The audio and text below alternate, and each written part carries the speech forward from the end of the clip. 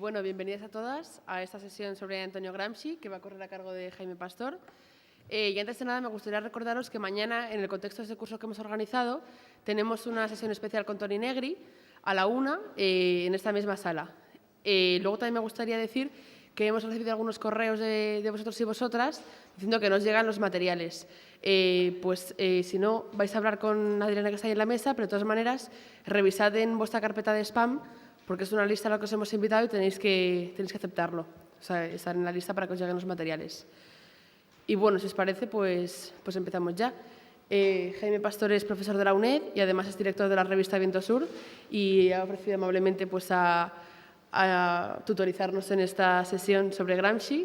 Y ya sin más dilación, pues Jaime, si quieres empezar. Bien. Hola, buenas tardes. Bien, ante todo agradeceros a la Asociación Contrapoder, ¿no?, el haber sido invitado a este ciclo, que yo creo que es una muy buena iniciativa y bueno, espero que os sirva para ponerse no solo al día, sino también ver la funcionalidad de ese pensamiento crítico para la práctica, ¿no?, para la práctica política y social y cultural, ¿no?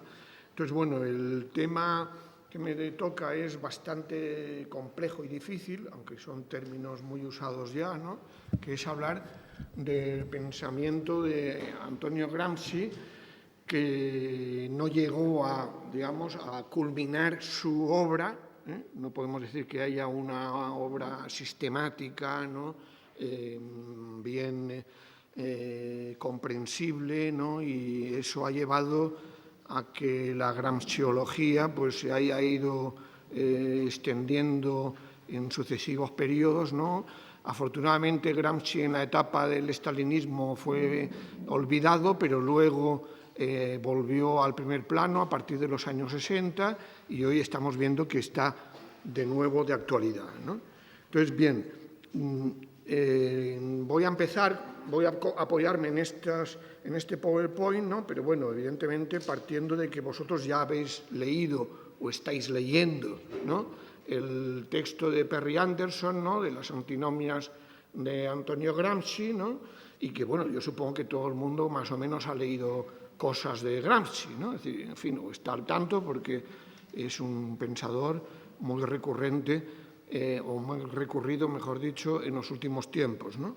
Entonces, bueno, creo que primero hay que empezar por recordar el contexto histórico, ¿no? Es decir, que como veis aquí, claro, Gramsci es un dirigente del Partido Comunista Italiano, bueno, viene del socialismo, se afilia al Partido Comunista, juega un papel dentro de lo que es la Revolución de los Consejos de 1919-1920 en Italia, bajo el impacto de la Revolución Rusa. Sobre la Revolución Rusa él escribió un libro que llamó La Revolución contra el Capital, ¿no?, en el sentido de que decía, bueno, pues que no se adaptaba a la presunta ortodoxia marxista de que había que esperar a que la revolución se desarrollara en los países capitalistas más avanzados, ¿no?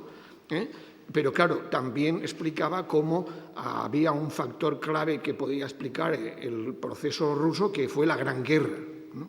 Sin la Gran Guerra probablemente no se habrían dado las condiciones objetivas para que un factor subjetivo, como fue el partido bolchevique, transformara la crisis rusa en revolución, ¿no? Entonces, por eso saludaba la revolución rusa y al mismo tiempo señalaba, de alguna manera, la anomalía que suponía frente al marxismo ortodoxo y al mismo tiempo revalorizaba el papel de Lenin en ese proceso triunfante, ¿no? Pero claro, luego vino la victoria del fascismo, luego hubo el fracaso sobre todo de la Revolución Alemana, ¿no? Es decir, que realmente la Revolución Alemana fue lo que generó esperanzas de extensión de la Revolución Rusa, de no permitir que quedara aislada, y no fue así, y asistimos luego a la victoria del fascismo en Italia y luego al ascenso del nazismo en Alemania, ¿no? En ese marco se habían ido dando debates ya dentro de la Tercera Internacional, había una reorientación dentro de esa Tercera Internacional que después de lo que se había considerado el periodo de la ofensiva revolucionaria llevaba a considerar que se estaba entrando en otra coyuntura, ¿no? En una coyuntura de relativa recuperación del capitalismo frente a lo que había sido la amenaza de las revoluciones obreras, ¿no? Y en ese marco, desde la Internacional Comunista, se plantea por parte de Lenin, pero también por parte de Trotsky y otros, ¿no?, la necesidad de lo que se llamó la política de Frente Único Obrero, ¿no? Política de Frente Único Obrero que tenía que ir ligada a la lucha por la hegemonía, pero entendida por la lucha por la hegemonía dentro de lo que era el conjunto del movimiento obrero, ¿no? Para que dentro de ese movimiento obrero, pues evidentemente hubiera al mismo tiempo la aspiración a ser hegemónicos en el conjunto de la sociedad. Por lo tanto, el concepto de hegemonía ya estaba usado, como os cuenta también Perry Anderson en el libro, desde prácticamente la última década del siglo XIX, en el debate en el contexto ruso, en el que el proletariado era una minoría numéricamente y se planteaba la necesidad de una alianza con otros sectores de la población, fundamentalmente con el campesinado, ¿no? Entonces, bueno, en ese marco es cuando ya hay, digamos, también un ascenso del estalinismo en la URSS y empieza a haber el giro ultraizquierdista del Quinto Congreso, ¿no?, en el que se considera que se está entrando, a partir sobre todo de 1927-28, en otra fase de crisis del capitalismo profunda, y se da un giro frente a la política de Frente Único Obrero anterior, se da un giro que se considera ultraizquierdista por parte de la oposición de izquierdas, que lleva a considerar que, bueno, pues que el fenómeno del fascismo era un fenómeno secundario, lo importante era la lucha contra el capitalismo, y en ese sentido no tenía sentido las políticas de Frente Único con los partidos obreros, ¿no?, los sindicatos, frente a amenaza, ¿no?, y esa amenaza fascista. Y eso va a tener un alto precio en Alemania cuando se califica a la socialdemocracia de socialfascista, por ejemplo, ¿no?, o prácticamente se considera que son lo mismo fascismo y socialdemocracia. Entonces, en ese contexto es en el que hay que entender las reflexiones de Gramsci, ¿no? Entonces, parten sobre todo de 1926-27, desde la cárcel. Ahí hay que recordar eso, que los graves problemas de traducción, porque Gramsci tenía que superar la censura de la cárcel. No tenía libros, de Marx solo tenía un libro, no tenía acceso a la gran material de la literatura marxista, ¿no?, aunque iba pidiendo a sus amigos que le facilitaran libros, ¿no?, y luego tenía que evitar la censura, pues no hablar de proletariado, sino hablar de clases subalternas, no hablar de marxismo, sino hablar de filosofía de la praxis, ¿no?, es decir, no hablar de socialismo o comunismo, esas palabras no aparecen por el problema de la censura, ¿no? Y eso hay que entenderlo. Y además está ese diálogo por supuesto, con Maquiavelo, pero también con Croce, que juega un papel importante en su pensamiento, Giovanni Gentile y George Sorel. George Sorel, que es un pensador del anarcosindicalismo de entonces, el sindicalismo revolucionario, mejor dicho, que luego derivará hacia el fascismo, ¿no? Pero claro, él ya ve que hemos entrado en un periodo de relativa estabilidad capitalista, y ahí es donde empieza a distinguir entre Oriente, Occidente y Estados Unidos, ¿no? Y América, ¿no? América. Entonces, yo creo que es importante, y eso, en fin, más o menos sí que queda relativamente bien descrito en el libro de Perry Anderson, ¿no? Es decir, lo que va destacando. Bueno, pues luego, si queréis, podemos citar frases, párrafos literales de Gramsci, pero yo creo que en esta primera exposición, para ver si me da tiempo a todo, pues no voy a dedicarme a citar mucho, ¿no?, sino, ya digo, en todo caso, por si luego hay que aclarar conceptos, ¿no? Entonces, claro, lo importante es que, bueno, que realmente en Oriente lo que destaca es que el Estado es todo y la sociedad civil es una sociedad muy, muy frágil, ¿no?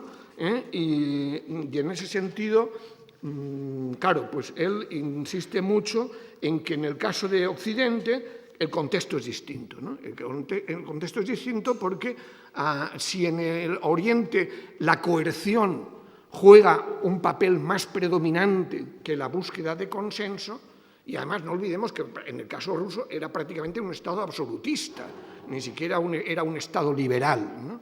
Y en ese sentido, claro, pesaba mucho más lo que significaba la coerción frente al consenso, ¿no? Y en cambio en Occidente destacaba más esa combinación de coerción y de consenso y lo que significaba, evidentemente, la democracia política representativa como un instrumento también de legitimación del Estado y de la clase dominante, ¿no? Y en el caso de Estados Unidos, claro, ahí destacaba la diferencia también, porque claro, en Estados Unidos era una nueva sociedad, no había habido feudalismo, era una sociedad nueva, ¿no? Que por lo tanto se va generando un capitalismo que no tiene de alguna manera los lastres de lo que son los estados absolutistas europeos, ¿no? Y en ese sentido, claro, pues hay mayor peso de la sociedad civil también, mayor peso también de la economía, ¿no? Y el Estado se irá construyendo sobre la base de ese nuevo marco capitalista y de la nueva estructura de clases que se va conformando, ¿no? Pero claro, él ahí ve precisamente ya el papel del fordismo como modelo que se va a ir extendiendo a Europa Occidental, en un contexto que, bueno, esto no está explicitado aquí, en el contexto ya que es el del imperialismo, ¿eh? El imperialismo que se ha conformado ya abiertamente a partir de la segunda mitad del siglo XIX, pero que ya con la guerra del XIV ya empieza a manifestar también las contradicciones interimperialistas, ¿no? Entonces, claro, por eso en el caso estadounidense está la famosa frase de que la hegemonía nació en la fábrica, sin clases parasitarias y sin instituciones de mediación previas, ¿no? Entonces, en ese sentido, claro, él relaciona esto con su preocupación por polemizar con el economicismo que considera dominante dentro de la Internacional Comunista, ¿no? En los primeros manuales soviéticos que se van haciendo en la URSS, ¿no? Entre ellos uno de Bukharin, y él los critica diciendo, bueno, no se puede, digamos, codificar el pensamiento de Marx tal como se está haciendo y además dando una visión prácticamente de que hay una determinación absoluta de la economía sobre la política, ¿no? Y entonces, claro, ahí su preocupación es reformular la metáfora base-superestructura, que era una metáfora para Marx, ¿no?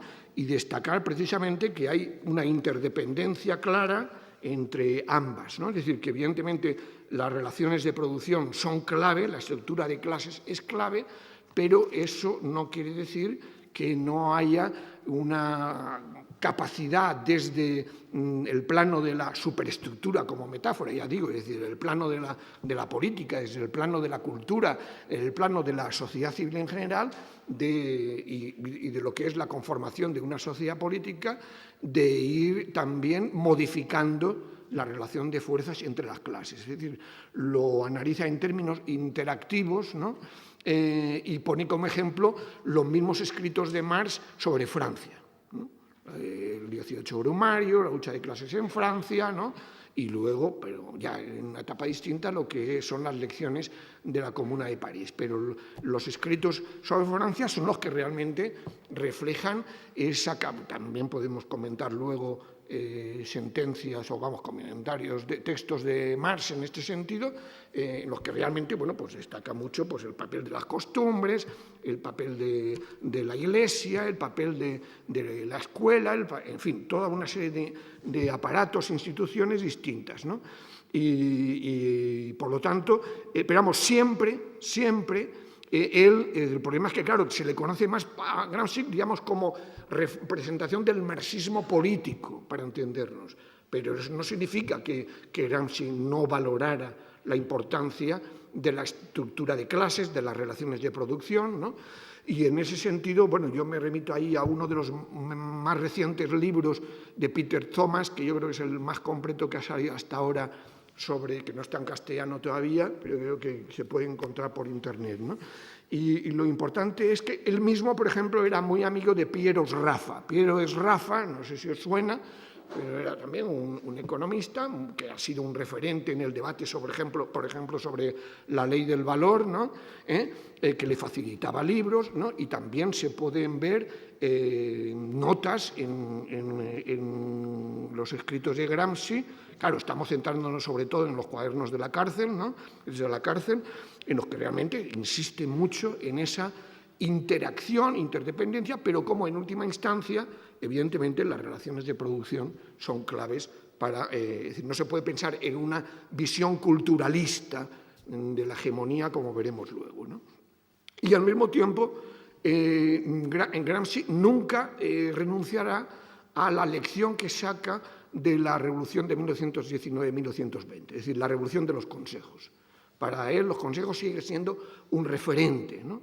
Un referente de la hipótesis revolucionaria. La hipótesis revolucionaria será aquella que llega a generarse en un contexto de doble poder, de dualidad de poderes, ¿no? Entre el poder establecido y el poder de los consejos, ¿no? Superando, eso sí, y esto, por ejemplo, yo cito ahí a Manuel Sacristán, que supongo que conocéis, que es uno de los principales marxistas de posguerra, que ha destacado mucho esto, ¿no? Es decir, y detrás de esto estaba, pero él asumía eso, pero al mismo tiempo tratando de superar el mismotismo con el modelo ruso, porque, insisto, como digo antes, para él no podía haber modelo ruso, porque había sido una anomalía, ¿no? Para el marxismo y gracias a la coyuntura internacional generada por la Gran Guerra, ¿no? Y en cambio estábamos en otro periodo histórico, en otro contexto, y por lo tanto no bastaba con pensar simplemente en prepararse para una hipótesis de doble poder, sino al contrario. El gran problema, como veremos luego, estaba en el antes, ¿no? Entonces ahí entramos en el apartado ya de cómo a partir de ahí está tratando de ofrecer una visión del Estado más compleja que la clásica, diríamos, ¿no? O la ortodoxa, la presuntamente ortodoxa, ¿no? Es decir, no ver al Estado solo como máquina, solo como aparato coercitivo, digamos, o aparato de fuerza, sino también como aparato de búsqueda de consenso, ¿no? Entonces, ahí os pongo una definición literal, ¿no? Es decir, todo el complejo, para él, por eso habla de Estado pleno o integral, ¿no? Es decir, el Estado más allá de las instituciones, digamos, estrictamente vinculadas al Estado. Es decir, todo el complejo de actividades prácticas y teóricas con las cuales la clase gobernante no solo justifica y mantiene su dominación, sino que consigue ganar el consentimiento activo de aquellos sobre los cuales gobierna. Por tanto, habla de una hegemonía acorazada de coerción. Eso es lo que considera él que se da particularmente en los estados occidentales. Pero hay el tercer factor que normalmente no se le menciona mucho, que es la corrupción, ¿no? Él destaca que cuando no bastan la coerción y el consenso, está la corrupción, está el fraude, está la capacidad, digamos, de corromper a los adversarios, a los que desafían al propio Estado, ¿no? Y eso yo creo que, bueno, esto se ha utilizado mucho en el análisis de las relaciones internacionales. Hay una escuela gramsciana de relaciones internacionales, uno de cuyos principales representantes es Robert Cox, ¿no? que precisamente analiza, bueno, y el mismo Perry Anderson también se apoya en esto, ¿no? En otros textos, ¿no? Es decir, la relación también dentro del sistema de estados, como también cada estado, los estados hegemónicos, para ganar a otros estados se apoyan en un factor importante que es esa corrupción-fraude, ¿no? Por lo tanto, el poder no se encuentra solo en el Estado, sino que aparece difuminado en muchos centros de la sociedad. Él lo que propone es investigar los aparatos de hegemonía. Los aparatos de hegemonía, y ahí pone como ejemplos los medios de comunicación, la Iglesia. La Iglesia es clave en Italia, la Iglesia católica, ¿no? Él escribe mucho sobre eso. Tenéis un libro de un colega de esta facultad, Rafael Díaz Salazar, que tiene un libro que se llama El proyecto de Gramsci, que precisamente, además de hablar de conceptos básicos que estoy comentando aquí, desarrolla sobre todo los trabajos de Gramsci sobre el papel de la religión católica, ¿no? Como, ahora veremos luego, como construcción del sentido común, ¿no? Bien, y bueno, están la educación, los partidos, sindicatos, claro, luego hay un debate porque luego vendrá Althusser y defenderá la teoría de los aparatos ideológicos de Estado, tesis discutible, digamos, ¿no? Porque, claro, él lo sitúa en esto también en un término que utiliza de forma ambigua, como veis, o de distintas formas, mejor dicho, que es el término sociedad política, ¿no? Es decir, que ahí está, digamos, la movilidad de los términos, ¿no? Y de los conceptos. Es decir, que sitúa estos aparatos ideológicos, pero no se identifica con las instituciones estrictamente estatales, ¿no? Entonces nos movemos dentro de esa idea plena, integral, que va más allá, ya digo, de una definición formal, institucional del Estado. Eso luego también Poulantzas lo retomará en otro sentido distinto, hablando precisamente del Estado como congelación, como expresión, mejor dicho, de la relación de fuerzas entre las clases en función precisamente de esa relación entre lucha de clases y Estado, ¿no? Y, bueno, y hegemonía versus contrahegemonía, ¿no? Entonces, entramos ya en otros conceptos clave que son hegemonía, bloque histórico y sentido común, ¿no? Entonces ahí veis, claro, esto se ha escrito mucho, pero en fin, lo que se plantea fundamentalmente es que, bueno, también ahí hay muchos que han escrito sobre esto, y yo no pretendo dar una definición ortodoxa, porque no la hay, ¿no? Es decir, sino que es una interpretación, pero podéis tener también a Althusser, ¿no? Althusser también ha hecho una lectura crítica del concepto de hegemonía de Gramsci, ¿no? Pero entrando en lo que dice, pues la hegemonía es eso, es cómo constituirse en grupo dirigente de las clases aliadas para poder ser luego dominante sobre las clases adversarias. Esa es la condición para construir un bloque histórico nuevo. Ese bloque histórico nuevo sí que implica la transformación de la estructura y las superestructuras. Es decir, que a partir de lo anterior, el Estado pleno integral, de alguna manera, es el que se sitúa en el marco de lo que es el bloque histórico dominante, ¿no? Entonces, frente a ese bloque histórico dominante, lo que se plantea es la necesidad de una estrategia alternativa que busque construir lo que nosotros ahora normalmente hablamos contrahegemonía, ¿no? Para ser más claros que Gramsci, ¿no? Y que eso significa construir otro bloque histórico. Pero ahí es donde queda muy claro que él relaciona estructura y superestructura, ¿no? Es decir, que no se trata solo de conquistar la hegemonía en la superestructura, en el plano discursivo o en el plano cultural, si eso no tiene efecto en las relaciones de clases, ¿no? En un sentido contrahegemónico, ¿no? Ahí, claro, como no hay mucho uso del término, prácticamente, del término clase obrera, claro, él emplea el término de clases subalternas, ¿no? Clases subalternas, ¿cuáles son? Pues claro, el conjunto de las clases que se encuentran en relación o oposición con la clase dominante, ¿no? Entonces, claro, también hay un texto reciente que, por cierto, para hacer publicidad, acabamos de sacar en la web de Viento Sur, .info, de uno de los estudiosos de Gramsci sobre las clases subalternas, ¿no? Ahí podéis ver un poco cómo él matiza incluso Liguori, es Guido Liguori, matiza artículos suyos anteriores sobre el concepto de clase subalterna, ¿no? Es decir, la clase subalterna sería el proletariado industrial, pero no solo.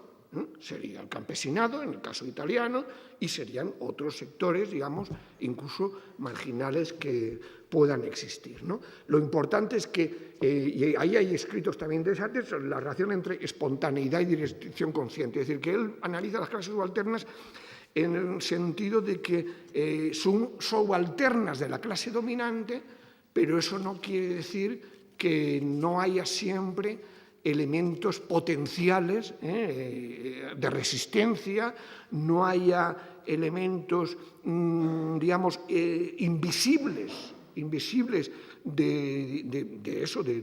luchas, ¿no? de boicot, ¿no? Esto, por ejemplo, hay un estudioso contemporáneo, James Scott, que estaría más próximo al anarquismo, ¿no? Pero que destaca mucho eso, ¿no? Es decir, las resistencias larvadas no visibles, ¿no? Entonces, Gramsci insiste mucho en esto también, la necesidad de que los intelectuales orgánicos de la clase obrera, que luego veremos, se esfuercen en buscar, ¿no? los elementos de potencial desafío hegemónico, ¿no? Es decir, de potencial desafío hegemónico de la clase dominante por parte de esas clases subalternas, para que de ser subalternas pasen a ser autónomas, ¿no? Pasan a ser alternativas a la clase dominante, ¿no? Entonces, es otra idea buena a asumir. Luego, claro, insiste en la necesidad de introducir mecanismos de dirección de clase, no solo política, sino también moral e intelectual en la sociedad civil. Por lo tanto, ahí vemos siempre, ya digo, dentro de la complejidad y de la dificultad de descifrar y de sistematizar la lectura de sus cuadernos, esa preocupación conjunta de unir cultura, ética, política y economía. Porque eso sí, él desde el principio dejaba claro que, evidentemente, la necesidad de criticar la separación liberal entre economía y política, ¿no? Y que había que hablar de economía política, ¿no? Y, por supuesto, la importancia también de su relación con la ética y la cultura. Pero ahí hay una frase, una sentencia suya que cito, ¿no? Es decir, si la hegemonía es ético-política, no puede no ser también económica. No puede no estar asentada en la función decisiva que el grupo dirigente ejerce en el núcleo decisivo de la actividad económica. Volvemos a lo mismo, ¿no? Es decir, no podemos considerar que porque en el plano mediático, parlamentario, tengas una mayoría, incluso puedas controlar la agenda política, no quiere decir que sea automático, que eso te lleve a un cambio de relación de fuerzas entre las clases, ¿no? Hacen falta las mediaciones en los centros de trabajo, en donde se da, digamos, en el corazón de la lucha de clases, ¿no? Por eso el objetivo tiene que ser la ruptura del cemento ideológico, es otro término que utiliza, que asegura el consentimiento de las masas a la hegemonía de la burguesía. Esa debe ser tarea central. Por lo tanto, y también entonces entramos ahí con el concepto de sentido común, muy usado y manido, ¿no? ¿Qué se puede entender por sentido común desde Gramsci? Pues esa concepción popular tradicional propia del hombre medio, pero que está en transformación continua. Y ahí es donde existe en el ejemplo de la religión, y cómo la religión católica en Italia es un instrumento, a través de la Iglesia, es una institución clave de esa hegemonía, pero al mismo tiempo destaca cómo se está también desarrollando lucha de clases dentro de la Iglesia. También hay una religión popular que puede ser alternativa a esa religión, digamos, asociada con los valores de la clase dominante, ¿no? Frente a ese sentido común, apuesta por el buen sentido, ¿no? El buen sentido que sería ese elemento crítico respecto a las cristalizaciones y dogmatizaciones del sentido común. Necesidad, por tanto, de luchar por un nuevo sentido común, a través de un bloque intelectual y moral anticonformista y transformador. Bueno, ya habéis visto, hay escritos también de Gramsci, es decir, el conformismo social, ¿no? El conformismo social es otra crítica recurrente en muchas de sus notas, ¿no? Claro, también se han hecho populares ahora unos textos, ¿no? Un escrito, Odio a la indiferencia, ¿no? Entonces, esa era una de las preocupaciones claras en este plano, digamos, ético, político, cultural, ¿no? Entonces, entrando ya en el terreno de la estrategia, pues claro, ahí ya entramos en cómo precisamente de las lecciones de la imposibilidad de seguir un modelo ruso y de las especificidades de Occidente y del periodo político, económico en el que se estaba, no olvidemos que él está bajo el fascismo italiano, ¿no? Entonces, en ese contexto es el que insiste en la necesidad de utilizar las metáforas que no eran nuevas en él, ¿no? Es decir, que evidentemente eso había sido ya utilizado dentro de la socialdemocracia, ¿no? Kautsky frente a Rosa Luxemburgo, ¿no? Es decir, Kautsky insistiendo en la guerra de desgaste solo, pensando en que, bueno, pues que si había gran guerra, luego la revolución llegaría de forma más o menos automática, ¿no? Frente a eso, Rosa Luxemburgo decía, no, guerra de desgaste sí, pero hay que preparar la huelga general revolucionaria de masas, ¿no? Para transformar, para dar el salto a la guerra de movimiento, ¿no? Él retoma esos debates, ¿no? y insiste en la necesidad de la guerra de posiciones, ¿no?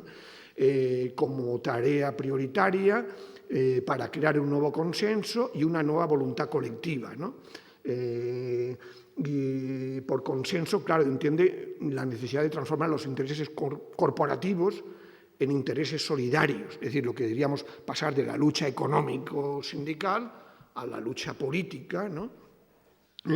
Para articular ese bloque histórico premonitorio de un nuevo tipo de sociedad.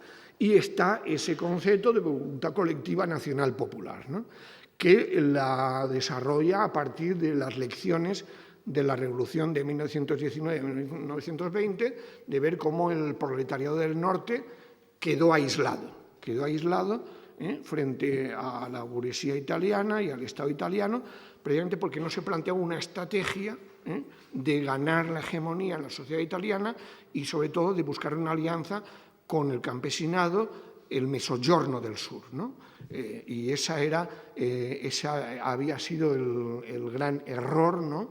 No haber pensado en eso, y además teniendo en cuenta que, bueno, que siempre hay que partir del ámbito nacional para pasar a internacional, como retomaré luego, ¿no? Es decir, entonces, construir una voluntad colectiva nacional popular, construir un pueblo como conjunto de clases subalternas bajo la dirección de la clase obrera, que sea capaz de suscitar un espíritu de decisión, ¿no? Un espíritu de decisión que sería de alguna manera, pues eso, amigo-enemigo, ¿no? Es decir, una relación de amigo-enemigo en la sociedad, ¿no? Y que, por lo tanto, a partir de ahí esté dispuesto a enfrentarse a las clases dominantes y a desligarse de sus sistemas de consenso. Pero ahí insiste en esa batalla previa, la guerra de posición en realidad lo entiende como reforma intelectual y moral, pero cuando habla de reforma está hablando en el sentido fuerte de lo que significó la reforma protestante, ¿no? La reforma protestante italiana, que como bien analizó Max Weber, ¿no? Aunque también de alguna manera de forma unidimensional, ¿no? En la ética protestante y el espíritu del capitalismo, pues de alguna manera, sobre todo el calvinismo, ¿no? El calvinismo aparece como el Lutero, pero sobre todo el calvinismo como el funcional al nuevo capitalismo, la nueva clase emergente que se va desarrollando con el capitalismo de entonces, ¿no? Entonces él plantea la reforma intelectual y moral en ese sentido fuerte, ¿no? Es decir, lo que hace falta es realmente provocar, digamos, un cambio, una revolución cultural, en realidad, dentro de la clase obrera italiana y en ese proceso de construcción de pueblo, que de alguna manera había sido la lección que sacó Lenin en los últimos años de su vida, ¿no? Cuando vio precisamente que había habido una revolución política y social en Rusia, pero no una revolución cultural. Y él lo que vio inmediatamente después fue el crecimiento de una burocracia ascendente y en un contexto de pasividad de una clase obrera también además debilitada por lo que había significado la guerra civil rusa, ¿no? Entonces para Gramsci también está muy, muy clara esa enseñanza del devenir de lo que había sido, de lo que era entonces el nuevo Estado soviético, ¿no? Entonces, bueno, ya digo, entonces, claro, ¿quién tiene que ejercer ese papel de promover esa reforma intelectual y moral, de promover esa voluntad colectiva nacional popular, ese cambio de sentido común, el partido comunista, ¿no? El Partido Comunista para él es el príncipe moderno, ¿no? El príncipe moderno, siguiendo lo que para Maquiavelo era el príncipe, es decir, pero que tiene que ser el intelectual orgánico de la clase obrera, ¿no? El que realmente sea el sujeto activo de construcción de esa voluntad colectiva mediante una pedagogía democrática, ¿no? Entonces, bueno, no sé cómo voy de tiempo. Bueno, media hora, vale, seguimos. Este lo voy a saltar y lo voy a pasar luego porque este es mejor. Entonces, claro, otros conceptos clave en Gramsci. Claro, él, a partir de todo lo anterior, luego dice, bueno, tenemos que analizar con qué tipos de crisis nos podemos encontrar bajo el capitalismo, ¿no? Entonces, bueno, él distingue entre crisis orgánica, ¿no? Crisis coyuntural y crisis histórica, ¿no? Se puede encontrar en sus escritos, ¿no? Crisis orgánica sería cuando realmente hay condiciones para la disgregación del bloque histórico dominante y, al mismo tiempo, un desafío organizado de las clases subalternas, ¿no? Ahí nos encontraríamos con una crisis orgánica del Estado, de ese Estado pleno o integral, ¿no? Y bueno, luego haremos, en ese contexto, ¿no? Distintas salidas. Ahí están los monstruos, los cesarismos, que comentaremos luego también, ¿no? Y crisis coyuntural, que sería más una crisis de gobierno, o incluso, claro, por ejemplo, en el caso español, pues tenemos una cosa intermedia, ¿no? No es una crisis de Estado, tampoco es una crisis de gobierno, hablamos de crisis de régimen, ¿no? Que sería una situación intermedia, ¿no? Entre ambas, ¿no? Y otra cosa ya mucho más profundo es una crisis histórica del capitalismo, que claro, en términos amplios de la palabra, no sirve de nada deducir de una crisis histórica del capitalismo que por ello se dé una crisis orgánica del capitalismo, que es lo que considera el error en la Tercera Internacional del Quinto Congreso, ¿no? Es decir, cuando realmente de una crisis del capitalismo, de lo que significa la crisis de 1929, el periodo que se abre, que ya a partir de ahí pues ya la revolución está al orden del día en todas partes, ¿no? Entonces yo creo que esas distinciones son importantes, ¿no?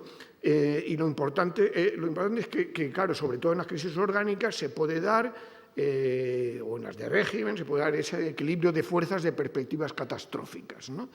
Es decir, entonces es cuando se pueden dar los monstruos o los cesarismos, ¿no? El cesarismos es un concepto muy importante también para Gramsci, porque lo aplica mucho, pues claro, pues para él Napoleón I fue un cesarismo progresista, Napoleón III fue un cesarismo regresivo, ¿no? El primero es, de alguna manera, el que responde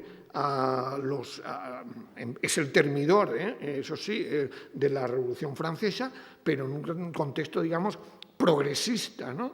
Frente a la Santa Alianza, ¿no? Pero que Napoleón III ya es el bonapartismo reaccionario contra lo que ya ha significado la Revolución de 1848, ¿no? Y bueno, eso se puede aplicar a muchos ejemplos, pero para él es muy importante, claro, no es lo mismo un cesarismo progresista que un cesarismo regresivo. Marx había utilizado más el término bonapartismo. Trotsky también utilizó mucho el término bonapartismo para el propio stalinismo, ¿no? Es decir, precisamente como reacción como contrarrevolución política, ¿no? Frente a lo que había sido la Revolución de Octubre, ¿no?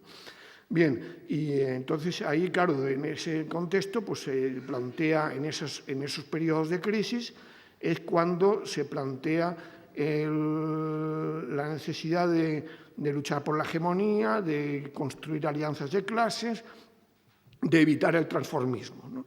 El transformismo es cuando se produce el trasvase de una clase al grupo enemigo, bien sea por voluntad, bien sea por absorción, ¿no? y es una de las formas de la revolución pasiva. Es decir, que él analiza esto o reflexiona sobre esto a partir del Risorgimento italiano, ¿no?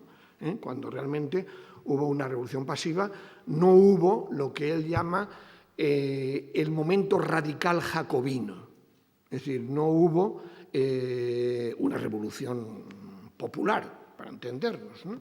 Es decir, que era la gran diferencia entre Francia e Italia, porque tampoco asimilaba él los procesos, aunque hablaba de los estados en Occidente en términos generales, pero claro, cada estado se había conformado también con unas combinaciones distintas, ¿no? Y en ese sentido, claro, lo que se había producido es, de alguna manera, una transformación de las formas políticas de la sociedad, pero que no cambiaban los contenidos económicos de esa sociedad. Por lo tanto, eran simplemente, en el mejor de los casos, revoluciones políticas, ¿no? O restauraciones o autorreformas, ¿no? del Estado, ¿no? Y solo cuando hubiera en la medida que hubiera una hegemonía triunfante, solo entonces se podía pensar en una hegemonía expansiva. Es decir, cuando realmente ya no solo puede ser, se ha podido construir un nuevo bloque histórico, ¿no? Dirigente de una clase dirigente sobre otra, sino que además incluso puede tener capacidad de absorción o neutralización de parte, de fracciones de las clases adversarias, ¿no? Entonces, ese sería, claro, ya una etapa posterior,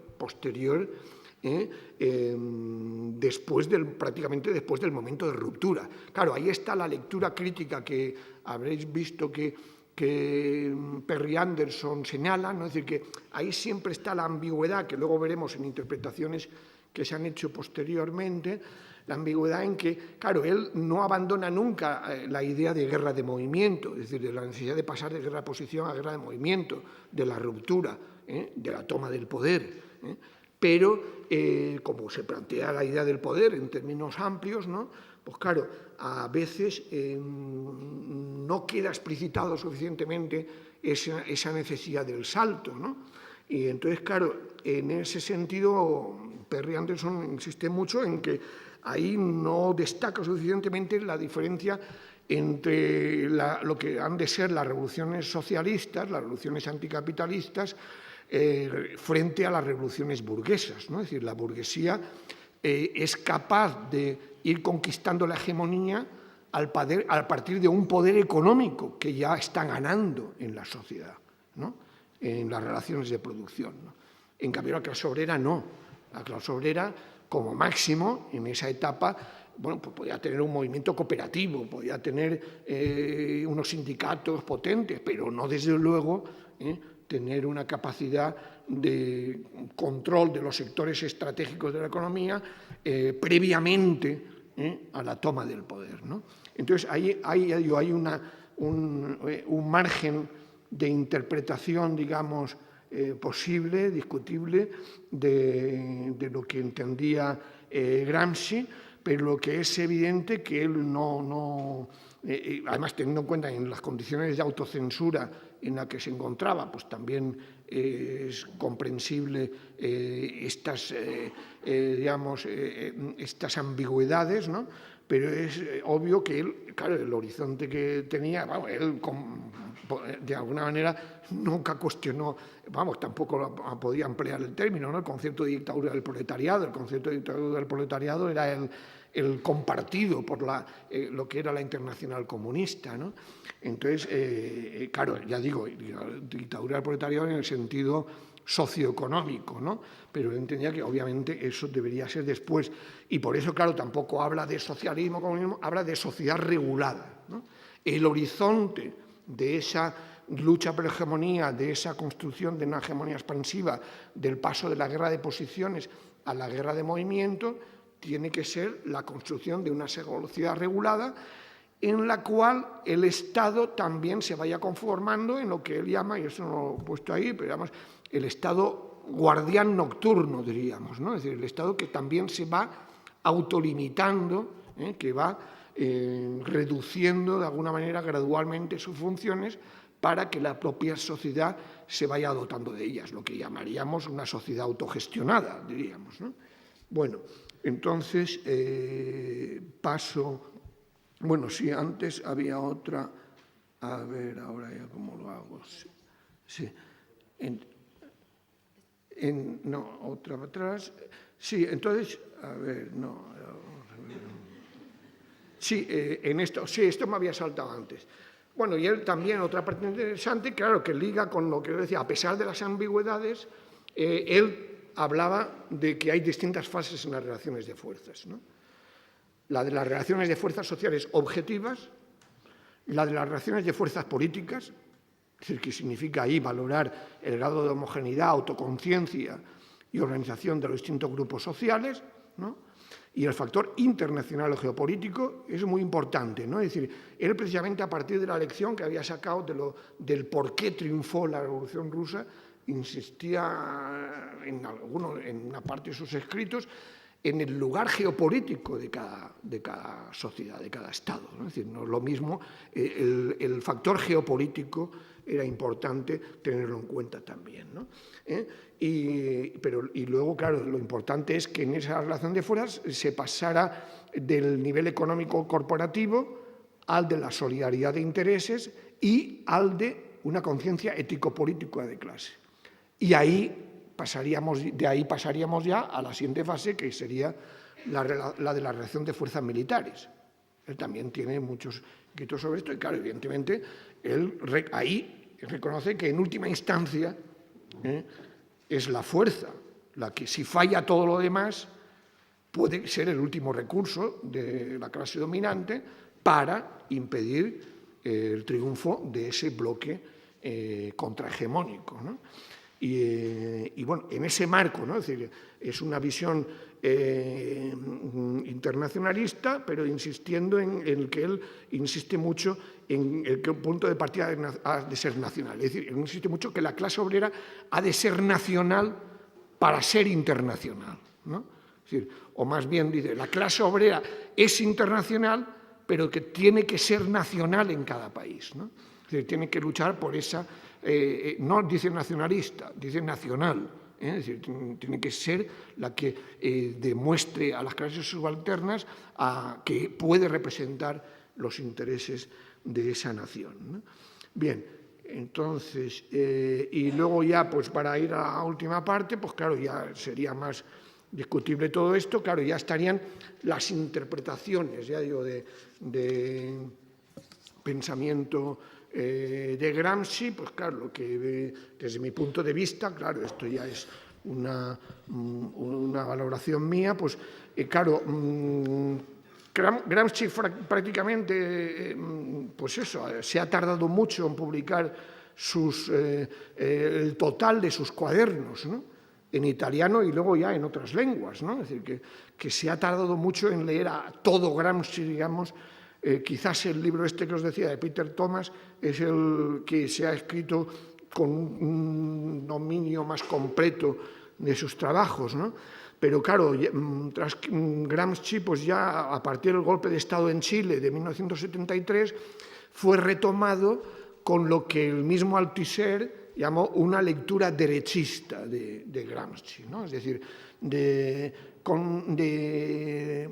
la lección que sacó la dirección del Partido Comunista Italiano es que, bueno, no bastaba con tener un 35% de votos en el Parlamento, había que aspirar a la mayoría parlamentaria, a más del 50%, había que pensar en algún tipo de compromiso histórico, digamos, con otra fuerza, y en el caso italiano, con la democracia cristiana, ¿no? Y había que poner en primer plano la vía parlamentaria y cultural, ¿no? Para alcanzar la hegemonía, ¿no? Y eso, claro, iba acompañado de una tendencia a concebir el Estado como relativamente neutral, ¿no? Es decir, como bueno, un campo de luchas, ¿no? Con una lectura, ya digo, discutible, porque claro, yo creo que dentro del marxismo siempre, y eso se ha compartido, la existencia de una autonomía relativa del Estado. evidentemente. Pero esa autonomía relativa del Estado, como bien dice el adjetivo, es relativa. Es decir, está en relación con cuál sea el grado de conflicto de clases, de lucha de clases, ¿no? Y en función de eso, bien, el Estado puede tener mayor o menos autonomía, pero eso no cuestiona la naturaleza de clase de ese Estado, ¿no? Entonces, eso es lo que, de alguna manera, es un poco lo que también está detrás de los escritos de Gramsci, ¿no? Pero desde el punto de vista lo que hizo el eurocomunismo, ahí pongo los ejemplos de las críticas de Althusser y las de Ernest Mandel, las que insistían en que ahí lo que había era esa lectura derechista de que hablaba solo del Gramsci que insistía en hegemonía político-cultural, nunca habló Gramsci de la mayoría parlamentaria, eso sí, ¿no? Dejando de lado la lucha por la hegemonía en el plano socioeconómico, ¿no? Y claro, pues eso explica desde el punto de vista también la evolución de esos partidos. Estaría la lectura populista de Ernesto Laclau, que de alguna manera también tiende a resaltar la autonomización de la política, ¿no? Es decir, la autonomía de la política frente al plano socioeconómico, ¿no? Que tampoco es fácil, es decir, que tampoco, es decir, no pretendo simplificar a Laclau, pero que también él luego pues, ha matizado, ha ido contestando a sus críticas y demás, pero sí hay una tendencia a considerar que desde el plano de la política, digamos, se puede, es decir, una tendencia a sobrevalorar lo que sería el terreno discursivo, ¿no? Es decir, los discursos, es evidente, máxime en una sociedad contemporánea como la actual, son performativos, eso es evidente, pero tiene unos límites. Depende del contexto, depende de qué temas estén en la agenda política y depende de qué ocurra en el plano sociomaterial. Si quieres pasar de meter un tema en la agenda política a no solo meterlo, sino meter también la decisión sobre cómo resolver ese tema de la agenda política, ¿no? En fin, entonces ahí yo creo que ahí está la discusión sobre, claro, dentro de esa concepción neogramsciana, pues claro, el problema es que en esa concepción del populismo, pues el problema es que qué cadena de equivalencias de demandas se generan, porque el riesgo es que en función de la construcción con tendencia simplificadora de un pueblo frente a una oligarquía, se dejen de lado determinadas demandas. Es decir, puede haber demandas articuladas, pero es considerar que algunas demandas no son compatibles o restan en lugar de sumar para la construcción de ese pueblo, ¿no? En fin, luego si queréis podemos discutir más sobre esto, ¿no? Y claro, evidentemente, dentro de ese modelo pues, juega más papel el liderazgo carismático y plebiscitario que el partido. Es decir, una idea de partido, que sea un partido intelectual orgánico, que sea un partido que desarrolle una pedagogía democrática en la sociedad y que evidentemente tenga un anclaje social, territorial y en los centros de trabajo, que no sea solamente una superestructura política, ¿no?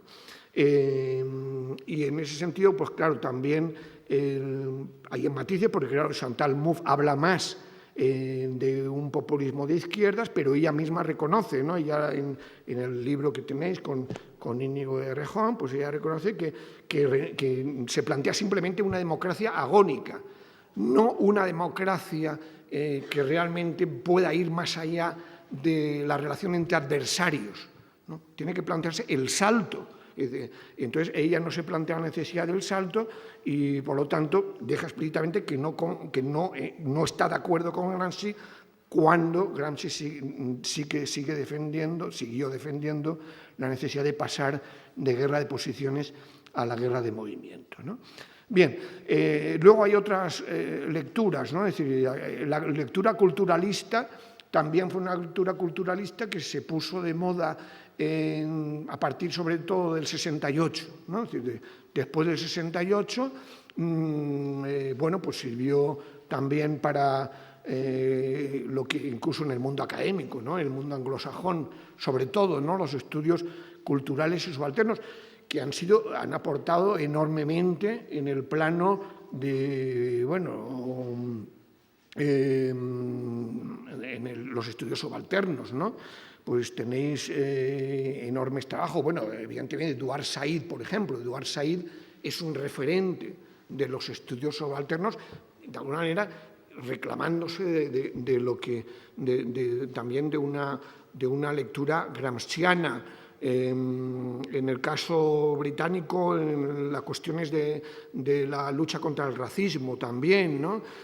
Incluso en las críticas desde estos estudios culturalistas a lo que significó la revolución pasiva de Margaret Thatcher, ¿no? Es decir, ahí, claro, siempre se ha dicho que Margaret Thatcher, en cierto modo, practicó un gramscismo de derechas, ¿no? Es decir, que realmente hizo ese discurso performativo de que la sociedad no existe, solo existen los individuos, ¿no?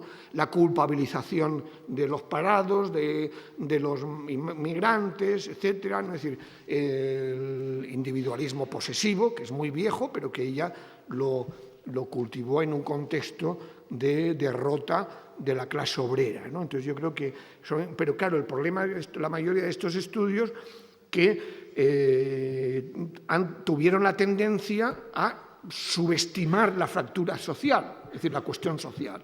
Es decir, pusieron por encima, esto también desde el feminismo lo ha criticado Nancy Fraser, ¿no? Nancy Fraser ha destacado mucho el papel del feminismo post-68ista, pero como luego no, se quedó en el plano, digamos, cultural, ¿no?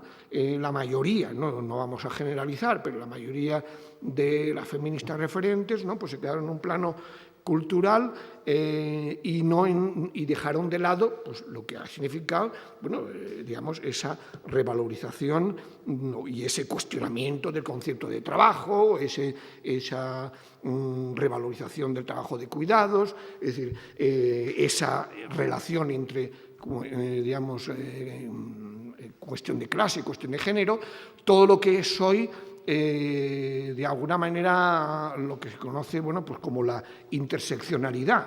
Es decir, esa idea de que no hay que anteponer una relación de dominación a otra relación de dominación. Al contrario, lo que hay que hacer es ver cómo articular el conjunto de las fracturas, el conjunto de las relaciones de dominación para luchar contra todas ellas de forma articulada, precisamente para que esa construcción de pueblo, esa construcción de un bloque histórico, no deje a ningún sector de lo que para Gramsci eran las clases subalternas, ¿no? Fuera de ese proceso de construcción, ¿no? Entonces, bueno, claro, evidentemente hay la escuela Foucaultiana, ¿no? Es decir, también es muy interesante, ¿no? Es decir, que evidentemente hay también corrientes, ¿no? Incluso últimamente, pues mismo Laval y Dardot, ¿no? Que también proponen cierta fusión, diríamos, de Marx, Gramsci, Foucault, ¿no? Es decir, lo que significa la aportación de Foucault en la crítica del biopoder, de la biopolítica, pero ya digo, no poniendo la crítica de la economía política del capital a la crítica del heteropatriarcado, a la crítica, por supuesto, de la depredación ecológica, ¿no? Y a la denuncia del conjunto de opresiones, ¿no? Entonces, bueno, pues yo lo dejo aquí para que podamos tener ahora el coloquio y me aclaréis las dudas que tengo.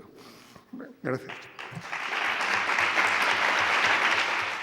Bueno, ahora por si alguna tiene preguntas, si os parece lo estructuramos en bloque de 3 en 3 y Jaime va respondiendo, si os parece bien. ¿Alguna querría empezar? En el anterior seminario, en el de Gramsci, por lo menos en el grupo,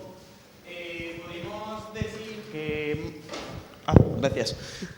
Pudimos decir que en el bloque histórico de Gramsci se basaba sobre todo en iglesia, educación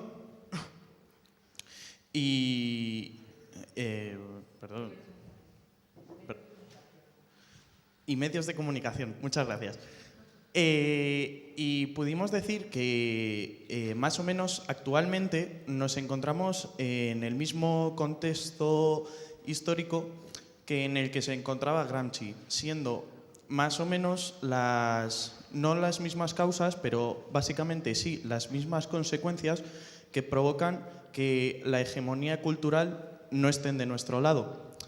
Entonces, según usted, ¿se podría afirmar eso? ¿Que nos encontramos básicamente en el mismo contexto histórico que Gramsci? Muchas gracias. ¿Alguien tiene alguna pregunta más? Vale, sí, en cuanto a la construcción de un sentido común, a la puesta en común del movimiento obrero, el proletariado y demás, hoy en día, en 2016, ¿cómo se podía construir si no tiene realmente la fuerza y las fuerzas plásticas que tenían antes, en los orígenes y en las construcciones que demás ha habido? ¿Cómo? Sería la pregunta, si pudiera hacer. Gracias. Bueno, y perdona, ante todo, muy buena exposición. Me ha gustado mucho. Gracias. ¿Y alguna pregunta más? Y cerramos este bloque de las 3 primeras preguntas. Vale, yo simplemente era para preguntar por un par de conceptos que se han tocado, pero por si se podía profundizar un poquito más en ellos. Lo primero, lo que sería la cuestión nacional en Gramsci, ¿no? Que yo creo que Gramsci tiene una contradicción bastante parecida a la que tenemos en el Estado español, porque al final en su juventud fue un independentista sardo, más o menos, ¿no? Y bueno, y al final acaba haciendo toda esa teoría sobre la cuestión nacional y tal, y creo que es interesante hablar sobre ello, si podías profundizar un poco más. Y luego sobre el concepto de ideología, que no está explícitamente en Gramsci, pero que yo entiendo que Althusser y luego Lacan y toda la gente que ha escrito sobre ese tipo de cosas las ha escrito también pensando en muchas de las aportaciones de Gramsci, ¿no?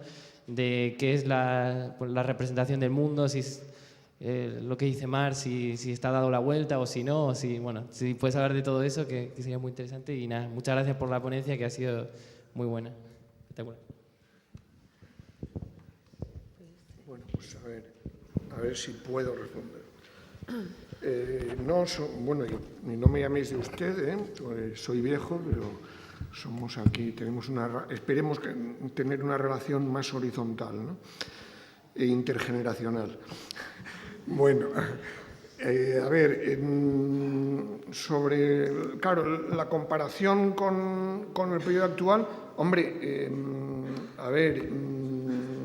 claro, es que los contextos son muy distintos, ¿no? Es decir, que una primera gran diferencia es que, a pesar de que en aquel tiempo existía el fascismo italiano, se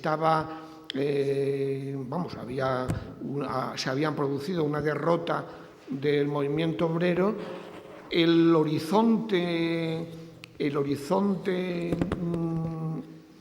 en el que se seguía reconociendo la clase obrera de entonces era un horizonte comunista, para entendernos, digamos, o socialista. Es decir, que no olvidemos que los años 30 son los años de confrontación entre fascismo y comunismo, ¿no? Entonces, eso ya es una diferencia de contexto radical, ¿no? Porque el contexto actual, como no he escrito yo, pero vamos, como se ha escrito por parte de mucha gente, ese horizonte utópico no existe. Es decir, hay que reconocerlo, ¿no? Es decir, que realmente, de alguna manera, podríamos decir que después de la Segunda Guerra Mundial se pasó del paradigma de la revolución socialista o proletaria, ya digo, en términos generales, ¿no? El paradigma hegemónico para el movimiento obrero ya no era la revolución, era la seguridad social. La seguridad social. Por eso se llegó a consolidar esa idea de pacto social, ¿no? Y de estado del bienestar como el horizonte utópico posible, ¿no? Y luego, a partir de 2008, hemos entrado en la defensa del paradigma de la seguridad social. Ese es el problema, es decir, que el primer problema es el contexto, ya digo, es muy distinto, ¿no? Y en ese sentido es verdad que es peor. Pero al mismo tiempo podemos decir que el capitalismo de hoy tampoco promete ningún horizonte utópico. Es decir, el capitalismo de hoy solo puede, digamos, prometer, bueno, yo irónicamente en un artículo reciente solo puede prometer paraísos fiscales, ¿no? Es decir, que, veamos, es decir, solo puede prometer que te quedes como estás, ¿no? Que te quedes como estás y que, bueno, hay un colega, ¿no?, que habla del modelo Zara Caritas, ¿no? Es decir, por un lado, grandes multinacionales sobreexplotadora y tal, y por otro lado, Caritas para consolar a los más marginados del sistema. Es decir, que también el capitalismo hoy se encuentra con un déficit de legitimidad creciente, ¿no? Entonces, ya digo, bueno, no me quiero enrollar, pero el problema es ese, ya es que la pregunta da para mucho, ¿no? Es decir, que nos encontramos en esa contradicción, es decir, no hay un horizonte utópico más allá de la defensa de lo que se está perdiendo, pero tampoco el capitalismo puede ganar más legitimidad en el futuro en términos, digamos, de consentimiento. Es decir, puede lograrlo en lo que estamos viendo en Europa, es decir, digamos, en un nacionalismo proteccionista, xenófobo, es decir, de contentar a una parte de las clases subalternas autóctonas, ¿no?, en detrimento de las que vienen de otras partes, ¿no? Entonces, bueno, pero bueno, como la cosa estaba en el plano cultural, pero claro, ya digo, en el plano cultural no es tan difícil cuestionar, es decir, que hoy no se puede decir que tenga adhesión activa el discurso del capitalismo, no hay una adhesión activa, lo que hay es, digamos, legitimidad por falta de alternativas, ¿no? Es decir, ese es el gran problema es demostrar que hay alternativas. Es decir, que ese discurso del TINA que había antes de 2008 se puede cuestionar, ¿no? Y por lo menos sí hay alternativas de ruptura con este capitalismo neoliberal. Por lo menos este capitalismo ultra neoliberal u ordoliberal bajo la hegemonía del capitalismo renano, ¿no?, pues evidentemente puede ser cuestionado, ¿no? Entonces, en ese sentido yo creo que sí hay ideas de sentido común que sí están penetrando en la gente. Es decir, lo que es evidentemente aquí la batalla contra los desahucios ha sido clave. Es decir, el derecho a la vivienda, una vivienda digna, yo creo que sí se ha convertido en algo asumible que han tenido que aceptar todos los partidos, evidentemente, sin reconocer todas las condiciones que plantea la PA, pero ahí sí ha habido un cambio en el sentido común importante, ¿no? Es decir, que podemos hablar de otros temas que han ido entrando en la agenda, como los temas del bien común, ¿no? Es decir, los bienes comunes, el común. Bueno, pues es algo que está en disputa. Es decir, está en disputa con lo privado, con unas privatizaciones que se han demostrado que no solo benefician a una lumpenburguesía, ¿no?, sino que además son ineficaces. Es decir, son más costosas, en fin, llevan a la corrupción y demás. Es decir, el carácter corrupto de este capitalismo también queda muy claro, ¿no? Es decir, que como con su naturaleza sistémica. Es decir, que ya digo que yo hablaría más de que en ese sentido sí estaríamos, hay una tensión entre sentido común y buen sentido en torno a una serie de ideas y de valores, de derechos, Nadie dice que quiere cargarse el estado del bienestar, se lo están cargando todos los días, ¿no? Pero está el problema de la retórica, ¿no? Es decir, la tensión entre la retórica y la práctica. Entonces, bueno, ya digo, yo creo que, y evidentemente, tenemos las nuevas tecnologías, entonces, sin sobreestimar, porque claro, no hay que sobreestimar el papel de las nuevas tecnologías, el papel de las redes sociales, pero sí que han jugado un importante en lo que unos colegas de Derecho Constitucional llaman el imperio encriptado, ¿no? Es decir, cada vez es más difícil al poder actual ocultar la verdad. Es decir, el papel en ese sentido subversivo que han podido jugar en Wikileaks, la denuncia de Wikileaks, ¿no? el Snowden, ¿no? Es decir, toda una serie de personajes, bueno, que además hemos visto que bueno, no me quiero enrollar, pero en fin, yo creo que en ese sentido tenemos un frente ideológico, cultural, mediático, que desde luego permite aprovechar a fondo ese potencial transformativo de la denuncia y de los discursos, digamos, antisistema, ¿no? Es decir, que eso yo creo que no hay que subvalorarlo.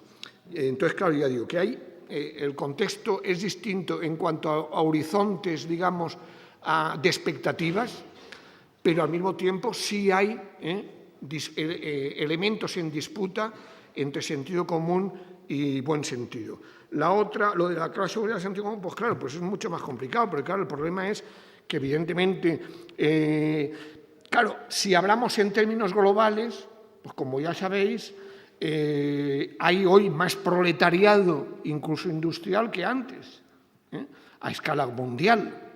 Pero claro, si hablamos de Europa occidental, hablamos de nuestro país, pues es evidente que no, pero luego en China hay un proletariado industrial enorme, potente, ¿no?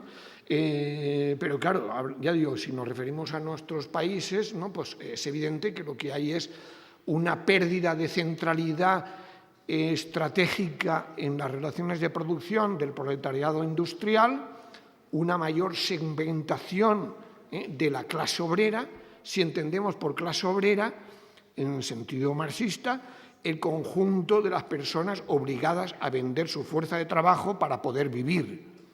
Es decir, que realmente no puedan ni siquiera soñar en ser clase media.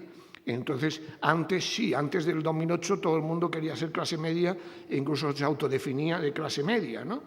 Porque podían endeudarse, ¿no? Pero ahora hemos visto lo que ha significado, es decir, el papel del crédito como compensación de la devaluación salarial, pero ahora hay devaluación salarial sin crédito, ¿no? Sin ni siquiera capacidad de endeudamiento, ¿no?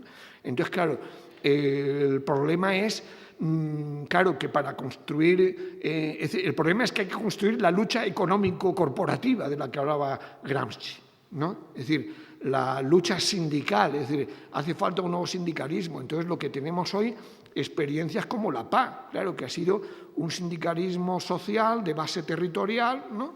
Que además con una componente de origen no autóctono importante, ¿no?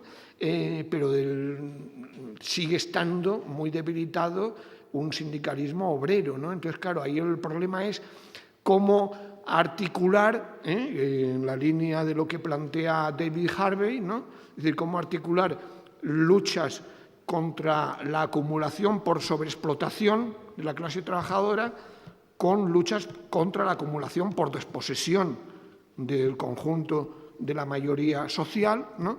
Y con el plano, por supuesto, también de las luchas contra las distintas formas de dominación política, cultural y demás, ¿no?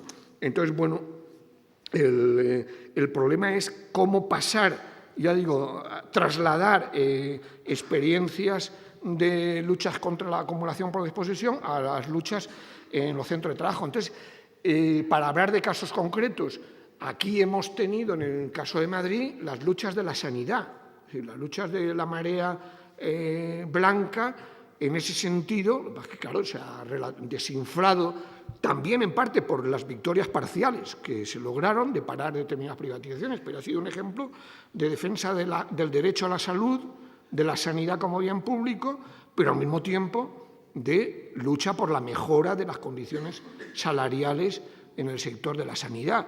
Bueno, pues esas son vías que hay que plantearse en el futuro, ¿no? Pero evidentemente yo no tengo la receta, ¿no? Y el problema es cómo ya digo, cómo pasar, cómo tienen que hacer, pasen los sindicatos, como dicen los anglosajones, del dancing al boxing, ¿no? Es decir, bailaban en la etapa del neocorporativismo competitivo, ahora ese neocorporativismo competitivo, además, es inviable, ¿no? De lo que se trata es de cuestionarnos, ¿no? Y plantearse un sindicalismo alternativo distinto, ¿no? Con una base territorial, porque es evidente que, teniendo en cuenta la enorme componente de fuerza de trabajo precarizada, el lugar de organización de partida es más fácil que sea el territorio que el centro de trabajo, sobre todo si hablamos de las empresas red, ¿no? Bueno, pero en fin, de todas maneras ya digo que ahí hay elementos comunes, claro, por ejemplo, la reconstrucción de un nuevo sindicalismo posiblemente se tendrá que plantear también a escala más regional, digamos, de distintos países, ¿no? Es decir, que en ese sentido, bueno, pues esperemos, ¿no? Tal como está hoy Europa, pues esperemos que haya elementos comunes que se puedan plantear. Hoy, por ejemplo, ahora en Francia hay cierta reactivación de lo que es la movilización contra las reformas laborales, pero eso sí que está en la agenda, es decir, no hay un sindicalismo fuerte, pero hoy sí está en la agenda política la cuestión de la desigualdad social, la cuestión de las luchas contra las políticas austeritarias, ¿no? Y la denuncia clara de que en lo único que están de acuerdo las distintas fracciones del capital es en que van a seguir la devaluación salarial y el empeoramiento de las relaciones laborales, ¿no? Por lo tanto, ahí siempre hay un potencial de respuesta. Respecto a la cuestión nacional, bueno, pues tampoco desarrolló mucho, pero yo creo que de lo que he podido leer de Gramsci, pues su reflexión es a partir sobre todo de lo de Mezzogiorno, ¿no? Están recogidos sus textos en uno de los primeros libros que se publicaron aquí de Gramsci, que se llamaba La cuestión meridional, ¿no? Y ahí destacaba precisamente eso, ¿no? De que el problema es que el fascismo supo aprovechar, ¿no? El fascismo supo aprovechar esa falta por parte del Partido Socialista, del Partido Comunista Italiano, de preocupación por la población campesina del sur, ¿no? Y eso permitió que el fascismo apareciera como alternativa demagógica frente al capitalismo de entonces, ¿no? Y bueno, lo que planteaba es que había que tener en cuenta el desarrollo, él lo planteaba en términos de desarrollo desigual del capitalismo. Hay que tener en cuenta que en cada país hay que tener en cuenta el desarrollo desigual del capitalismo que se genera para ver qué estructura de clases diferenciadas se da, para ver dónde están las clases subalternas y para ver cómo unificarlas en torno a una voluntad colectiva nacional popular que bueno, que evidentemente, claro, tenía que ver con una respuesta alternativa al proceso que había significado el Risorgimento como vía de construcción de la unidad italiana, ¿no? Entonces, bueno, pues ahí él era muy crítico, es decir, decía, reconocer las particularidades, pero no el particularismo, ¿no? Es decir, esa era la idea, pero dejar muy claro que la clase obrera tenía que aspirar a ser la clase dirigente para esa unidad nacional, pero oponiendo, digamos, lo nacional popular a lo nacional burgués. Y la ideología, pues claro, el problema es que él, claro, pues también no emplea prácticamente ese término, ¿no? Es decir, que él emplea más, pues eso, el sentido común, ¿no? El sentido común, en el fondo, es la ideología de la clase dominante italiana, ¿no? La religión católica juega un papel clave en esa ideología, pero sí hay elementos, ¿no? En fin, bueno, no sé si voy a poder encontrar ahí entre mis papeles, que él decía, insistía, incluso a veces de forma simplificada, decir, que las ideologías de alguna manera son las formas en las que se expresa el contenido de las relaciones de producción.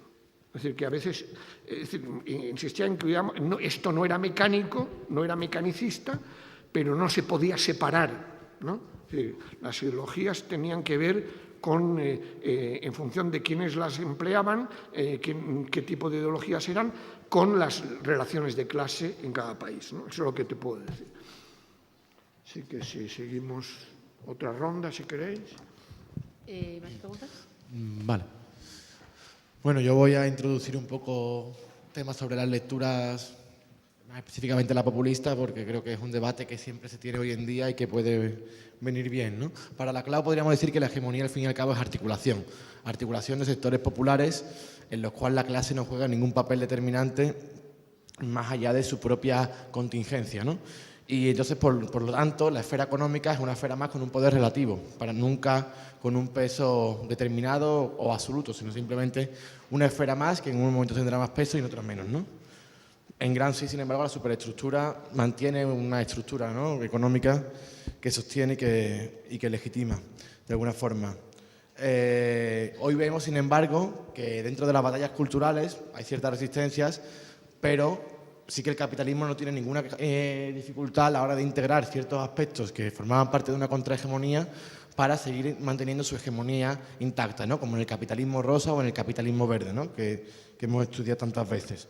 Sin embargo, en la economía pues podemos ver cómo Grecia ha sucumbido por mucha correlación de fuerzas subjetivas que pudieran mantener frente a la legitimidad de la troika. Entonces, mis preguntas son: ¿qué límites tiene la concepción populista de democracia radical dentro de lo que sería una estrategia socialista? ¿Qué límites tendría una estrategia, o sea, qué límites tendría la concepción populista de democracia radical dentro de lo que sería una estrategia socialista, cogiendo las palabras del título del libro de la CLAO y MUF? ¿Y en qué términos es posible pensar una guerra de movimientos a día de hoy, teniendo en cuenta la increíble correlación de fuerzas desfavorable que mantenemos y el capitalismo articulado internacionalmente? Desorganizado, pero articulado internacionalmente y, por lo tanto, imposible de operar en una ruptura económica en un Estado-nación, ¿no? Muchas gracias. El compañero de...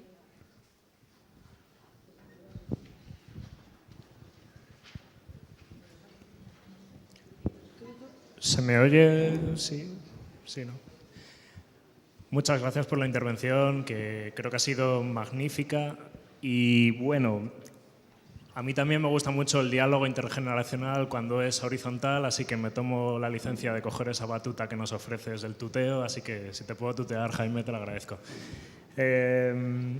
Está claro que a la vista está que estamos en una facultad de políticas y sociología en Somosaguas y somos nosotros los que vamos a tener que recoger una de esas tres interpretaciones que se han hecho, en cierto modo, de Gramsci, que son la eurocomunista, la populista o la culturalista. Bueno, está claro que tendremos que pensar sobre ello o empezar a pensar, puesto que no veo a muchos docentes por aquí por la sala, entonces somos nosotros los que vamos a tener que empezar a pensar en ello. Y bueno, yo me admito el primero con bastante ignorancia con respecto a Gramsci. Has hablado de un concepto que me ha llamado la atención, que es el que tiene Gramsci acerca del Estado. Tiene una visión plena del Estado e integral. Y comentabas, si te he entendido bien, que el Estado no es solo una máquina coercitiva, sino también lo es de consenso, y por eso es un Estado pleno e integral. Bien, luego has hablado, sin embargo, de los corruptores que están por ahí presentes. Yo me preguntaba, sin embargo, cuando estabas hablando de los corruptores, de quiénes son estos exactamente, porque claro, está claro que si estamos hablando de los corruptores hoy, puede que no tengamos la misma interpretación que la que se tenía a principios o mediados, bueno, el primer tercio del siglo XX, ¿no? Entonces, me gustaría que formulara esa pregunta, sobre todo en torno a esos posibles corruptores que están por ahí, ¿quiénes son exactamente? Muchas gracias. Muchas gracias. ¿Alguien tiene una pregunta más?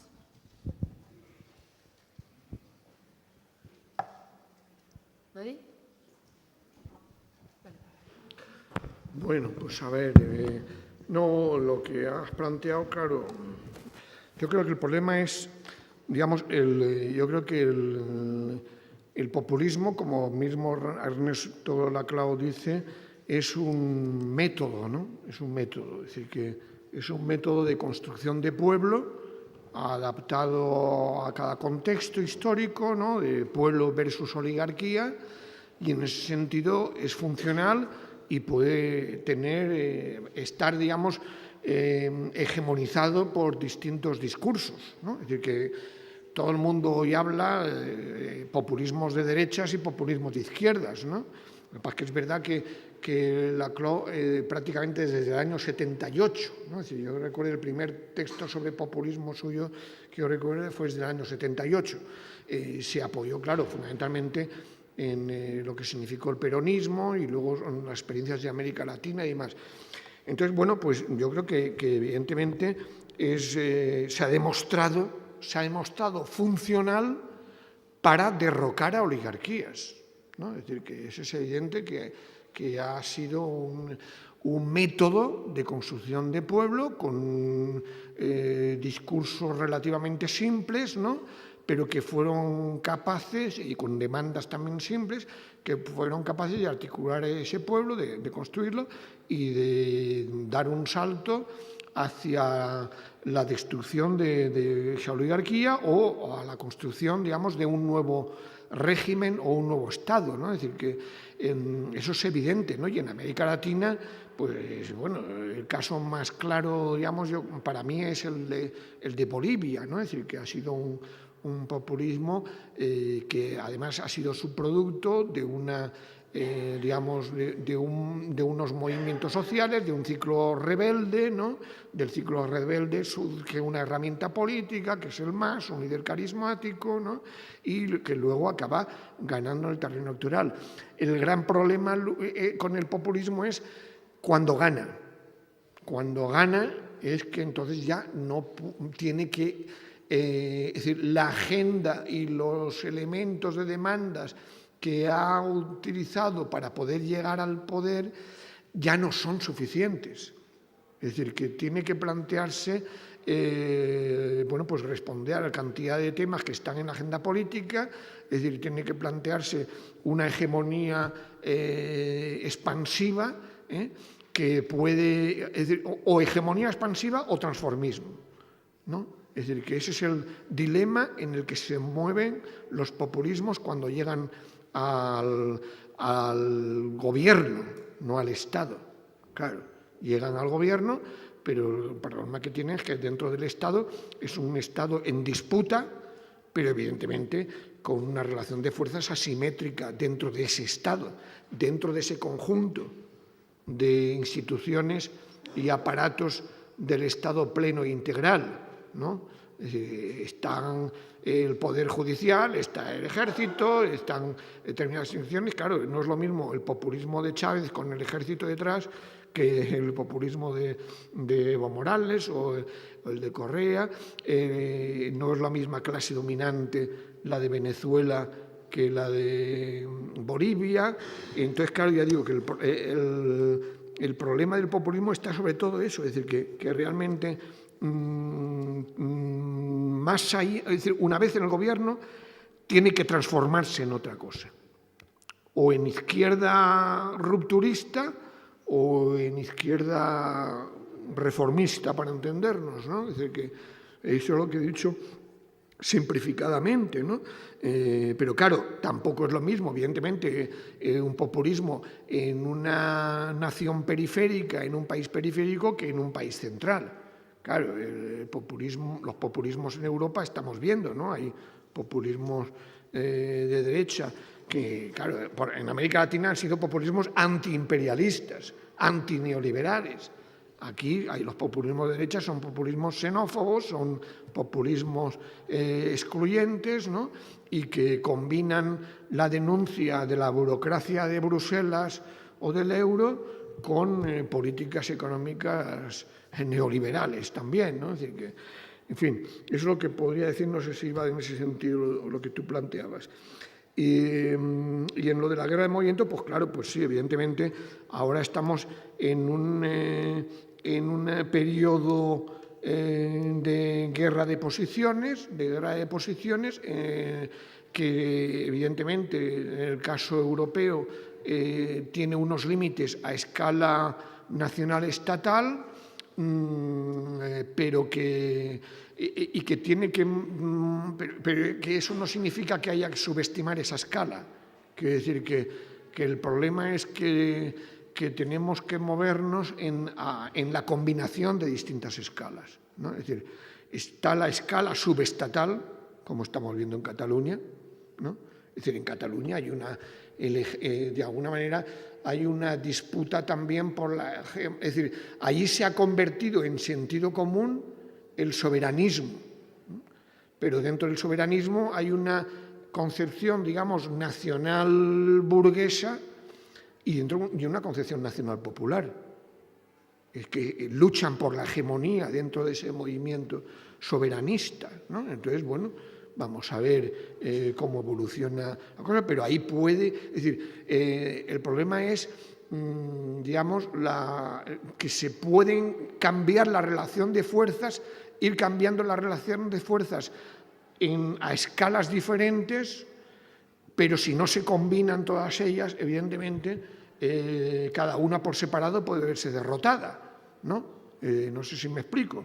Es decir, que no se puede decir, no, vamos a tener que esperar a que haya un plan B para Europa para que aquí se cuestione el artículo 135, el pacto fiscal. Pues si esperamos, vamos de calle, ¿no? Es decir, que tenemos que empezar ya a plantear, digamos, una estrategia de desobediencia civil e institucional a unos dictats de un digamos, poder cesarista. Hay algunos colegas, ¿no?, que hablan de lo que se está conformando en Europa es un cesarismo autoritario, ¿no? Un cesarismo autoritario, tecnocrático, ¿no?, aparentemente tecnocrático, diríamos, ¿no?, pero muy político, con el Banco Central Europeo como ejemplo, en Grecia, ¿no? Es decir, en Grecia el que provocó el corralito fue el Banco Central Europeo, que de pronto dijo, no os damos dinero, no os damos liquidez para vuestros bancos, ¿no? Bueno, que ni siquiera eran de Tsipras, claro, ¿no? Es decir, fueron ellos, es decir, el golpe de Estado financiero, ¿no?, el boicot financiero, monetarista, no los tanques en la calle, ¿no? Con lo cual, bueno, pues la cosa se hace más complicada. En fin, no me enrollo, pero vamos, yo creo que lo importante es que la guerra de posición es necesaria, pero sí son posibles victorias parciales en cada una de esas escalas que permitan por lo menos plantearse una estrategia de transición. Es decir, que ese es el problema, es decir, cómo plantear estrategias de transición que combinen distintas escalas de luchas para ir sincronizando los procesos de confrontación en el futuro. Más fácil decirlo que hacerlo, ¿no? Pero, bueno, sobre lo que has planteado del Estado, bueno, evidentemente, no, la corrupción es evidente que viene por parte de la clase dominante, ¿no? Es decir, que lo que hay es, claro, eso también David Harvey lo describe en uno de sus libros, ¿no? Creo que es en de las 17 contradicciones del capitalismo. El capitalismo siempre se ha movido en la dualidad legal-ilegal, ¿no? Es decir, siempre, o sea, aquí es muy viejo, ¿no?, ya de antes, ¿no?, echa la ley, echa la trampa, ¿no? Es decir, y claro, bajo el neoliberalismo esto ya ha sido explosivo, ¿no? Es decir, que lo que hemos visto es, claro, los paraísos fiscales en realidad son el ejemplo, es decir, los paraísos fiscales, el papel que han jugado y que juegan en el contexto de este capitalismo financiarizado no es decir, no lo ha jugado siempre, lo juegan a partir sobre todo de los años 80, ¿no? Es decir, digamos, y bueno, luego lo que ha significado, pues eso, digamos, la tolerancia, la impunidad, ¿no? Bueno, claro, la industria automovilística ahora, ¿no? Volkswagen, ¿no? Es decir, Volkswagen y Deutsche Mark, ¿no?, los dos referentes del capitalismo renano, bueno, pues hemos visto cómo se saltan la legalidad, ¿no? Entonces, claro, evidentemente eso se hace sobre la base de corromper a la clase política respectiva, ¿no? Entonces, evidentemente, es ese poder oligárquico financiero que ha ido generando, además, esa lex mercatoria supraestatal, ¿no? Claro, el TTIP, pues el TTIP es una forma de los megatratados que están ahora en marcha, pues es una forma de legalizar lo que están haciendo más o menos, ¿no? Lo que ya han estado haciendo, que es el papel que juegan los lobbies para hacer que los gobiernos respectivos aprueben legislación que favorezca el libre movimiento de capitales, que favorezca pues eso, el favoritismo respectivo y demás, ¿no? Es como dice José Manuel Naredo, ¿no? Es el neocaciquismo. El neocaciquismo, en el caso español, que tiene, evidentemente, el caciquismo tiene una vieja historia, ¿no? Pues es eso, el neocaciquismo. Los caciques hoy no son los grandes dueños de cortijos, aunque también, ¿no? Sino también pues, los dueños de las grandes constructoras, ¿no? Los presidentes de los clubes de fútbol, ¿no? Y no de todos, ¿no? Pero en fin, de unos cuantos, ¿no? Y bueno, yo creo que lo tenemos claro todo esto, ¿no? Gracias. Bueno, pues si os parece lo dejamos aquí. Si alguien tiene alguna pregunta irremediable, pues se hace, pero me parece que si todos estamos de acuerdo, pues han sido unas preguntas muy interesantes y creo que ha quedado un concepto bastante claros para todas. Y bueno, darte las gracias, que ha sido una ponencia maravillosa y yo creo que todas hemos aprendido mucho colectivamente. Muchas gracias.